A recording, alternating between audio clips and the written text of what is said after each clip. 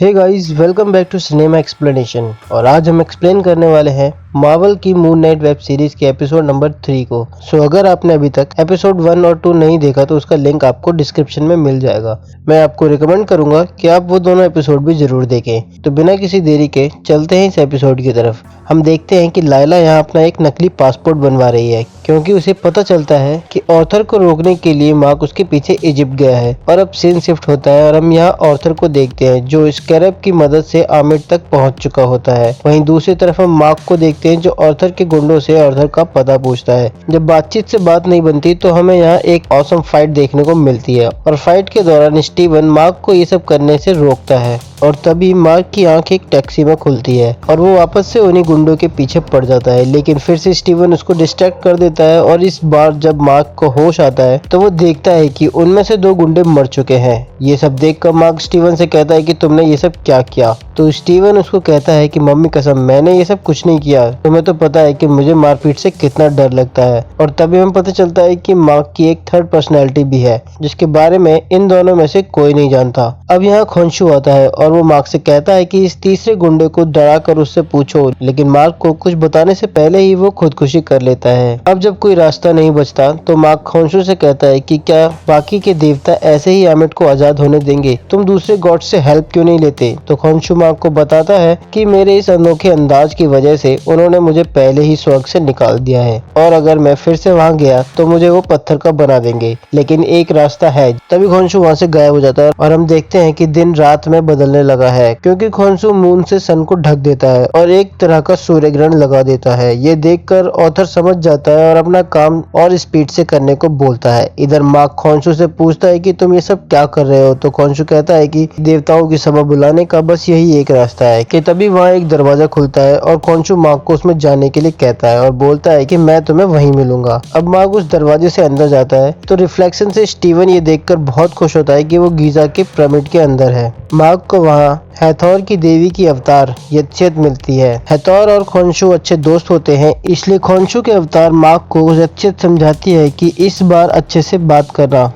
और फिर हम वहाँ पर मौजूद कुछ गॉड्स के अवतारों को देखते हैं जिनके जरिए सभी गॉड्स वहाँ मीटिंग शुरू कर मार्क यानी खोंशू को कहते हैं कि अगर तुमने दोबारा आसमान बदलने की कोशिश की तो हम तुम्हें पत्थर का बना देंगे। इस पर खोंशू बोलता है कि तुम सब देवलोक में बैठकर सिर्फ आराम फरमाते रहना और यहाँ इंसान अपनी कब्र खोदने की तैयारी कर रहा है। तो गॉड खोंशू को कहते हैं कि तुम शायद भूल रहे हो कि हमने अरसे पहले ही इंसानों के काम में दखल देना बंद कर दिया था और अब हमारा काम सिर्फ उन पर निगरानी रखना है। तो खोंशू कहता है कि मुझे सब याद है और इसीलिए मैं ऑर्थर को सजा देने की मांग करता हूँ क्योंकि उसने आमिर को रिहा करने की कोशिश की है। तो गॉड ऑर्थर को बुलवाते हैं और ऑर्थर वहाँ आकर उल्टा खोंशू पर ही इल्जाम लगा देता है और कहता है कि खोंशू मक्कार है और वो सिर्फ अपनी मन मर्जी चलाते हैं और वो आमिर को तब से ढूंढ रहे हैं जब से मैं उनका अवतार था। मैंने उनका साथ नहीं दिया तो उन्होंने मार्क को अपना अवतार बना लिया और मार्क तो पहले से ही बीमार है, इसलिए ना चाहते हुए भी मार्क उनके सारे काम करता है और मैं तो यहाँ इजिप्ट में सिर्फ घूमने आया हूँ। तो इस पर गॉड्स मार्क से पूछते हैं कि क्या तुम बीमार हो। तो मार्क झूठ नहीं बोलता और कहता है कि हाँ मैं बीमार हूँ।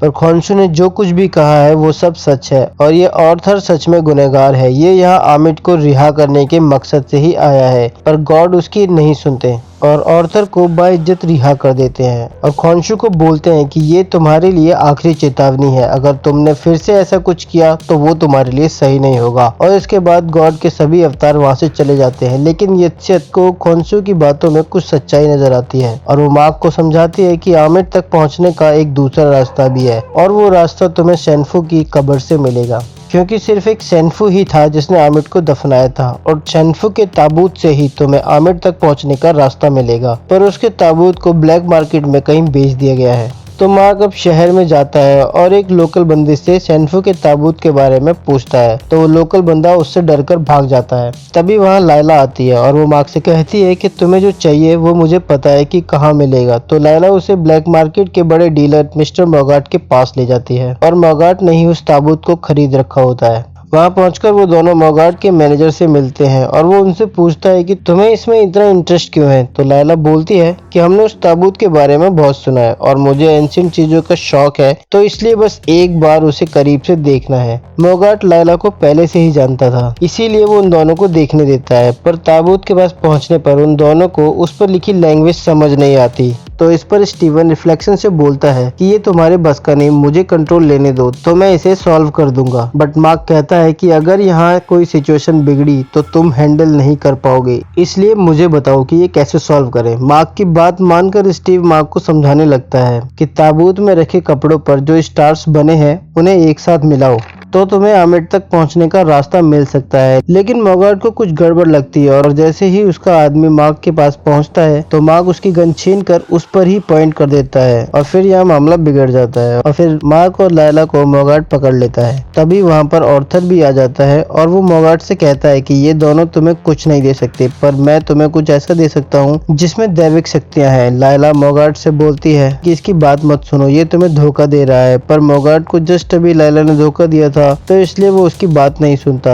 इधर ऑर्थर लायला को बोलता है कि धोखे की बात अगर करनी है तो मार्क से पूछो कि उसने तुमसे कितना बड़ा राज छुपाया है। मार्क लायला को कहता है कि तुम्हें इसकी बेतुकी बातों पर ध्यान नहीं देना चाहिए, ये किसी को भी बेवकूफ बना सकता है। और अब ऑर्थर मोगाट से कहता है कि मैं तुम्हें ये दैविक छड़ी दे सकता हूँ और मुझे यकीन है कि तुम इसकी शक्तियाँ भी देखना चाहोगे। तभी ऑर्थर छड़ी को यूज करके उसकी पावर से सैनफू के ताबूत को नष्ट कर देता है। ऑर्थर को पकड़ने के लिए मार्क अब मून नाइट बनता है, मगर मून नाइट को देख मोगाट के लोग मून नाइट और लायला पर फायरिंग स्टार्ट कर देते हैं। तो मार्क पहले लायला को बचाता है और फिर उन गुंडों की अच्छे से धुलाई करता है। इधर सैनफू के ताबूत में बचे हुए मैप के टुकड़ों को लायला उठा लेती है कि तभी वहाँ मोगाट का मैनेजर कम बॉडीगार्ड आ जाता है और लायला को रोकने की कोशिश करता है। बट लायला भी किसी बैडएस से कम नहीं होती और वो अपनी ड्रेस पर लगी स्टाइलिश ज्वेलरी को उसके सीने में घुसाकर उसे मार देती है। इधर मार्क भी सबको बुरी तरह पीट रहा होता है कि तभी न जाने कैसे स्टीवन कंट्रोल ले लेता है और वो सबको शांति से बात करने के लिए कहता है, पर इतने में ही एक बंदा उसके भाला घुसा देता है। ये देख स्टीवन वापस मार्क को कंट्रोल दे देता है और हमें पता चलता है कि मून नाइट के पास सुपर हीलिंग पावर भी है। और फिर मून नाइट वहाँ सबको मारकर लायला के साथ वहाँ से निकल जाता है और अब रेगिस्तान में इन सबसे दूर एक जगह पर पहुंचकर ये दोनों उस मैप के टुकड़ों को मिलाने की कोशिश करते हैं। और लायला कहती है कि ये स्टीवन को करने दो, बस वही हमारी हेल्प कर सकता है। तो मार्क ना चाहते हुए भी स्टीवन से हेल्प मांगता है और अब कंट्रोल स्टीवन के पास होता है और वो फटाफट से उन टुकड़ों से एक स्टार बनाता है। अब इस स्टार मैप को देखने के बाद उन्हें समझ आता है कि ये एक नक्षत्र है और लायला जब उसे स्कैन करती है तो उसे वो लोकेशन नहीं मिलती। तो खोंशू वहां आकर स्टीवन को बताता है कि वो लोकेशन स्कैन नहीं हो सकती क्योंकि सैनफू ने ये मैप 2000 साल पहले बनाई थी और तारों की दिशा बदल चुकी है। हमें इस मैप की लोकेशन समझने के लिए उन्हीं सितारों वाली रात चाहिए होगी और मुझे वो रात अच्छे से याद है और मैं वही रात ला भी सकता हूँ, पर जिसके लिए मुझे भारी कीमत चुकानी पड़ेगी। यानी कि ऐसा करने पर गॉड उसे पत्थर का बना देंगे, मगर खोंशू दुनिया को बचाने के लिए ये कुर्बानी देने को तैयार होता है और स्टीवन से कहता है कि उस रात को वापस लाने के लिए मुझे मून नाइट की जरूरत पड़ेगी। तो स्टीवन मून नाइट बनकर खोंशू के साथ वो रात वापस लाने में लग जाता है और हम देखते हैं कि आसमान में सितारे तेजी से अपनी पोजीशन बदलने लगते हैं। इस अद्भुत नज़ारे को इजिप्ट का हर एक इंसान देख रहा होता है और साथ ही इधर ऐसा होने की वजह से बाकी गॉड्स मिलकर खोंशू को पत्थर का बनाने लगते हैं। और तभी खोंशू स्टीवन से कहता है कि जब मैं पत्थर का बन जाऊंगा तो मार्क से कहना कि वो मुझे बचाने आए। इतना कहते ही खोंशू पत्थर का बन जाता है और वहां से गायब हो जाता है और साथ ही मून नाइट की सारी पावर्स भी चली जाती है और अब हमारे सामने वही सितारे वाली रात होती है। लायला को उस स्कैनर की मदद से आमिर की टॉम की लोकेशन मिल जाती है। अब सीन शिफ्ट होता है और हम ऑर्थर को देखते हैं जो गीजा के पिरामिड के अंदर होता है और खोंशू के स्टैचू से कहता है कि मुझे बड़ा मजा आता था जब तुम्हारे कहने पर मैं किसी गुनहगार को सजा देता था, लेकिन अब मैं कुछ ऐसा करूंगा जो तुमने कभी नहीं कर पाया और अगर ऐसा हो गया तो उसका जिम्मेदार तुम खुद होगे। और इसी सस्पेंस के साथ ये एपिसोड यहीं खत्म हो जाता है। सो गाइस, चैनल को सब्सक्राइब करना ना भूलें और साथ ही कमेंट सेक्शन में बताएं कि आपको ये एपिसोड कैसा लगा और वीडियो को बिना लाइक किए अगर यहाँ से गए तो मून नाइट इसका बदला जरूर लेगा। सो गाइस, मिलते हैं आपसे अगले एपिसोड में, तब तक के लिए बाय।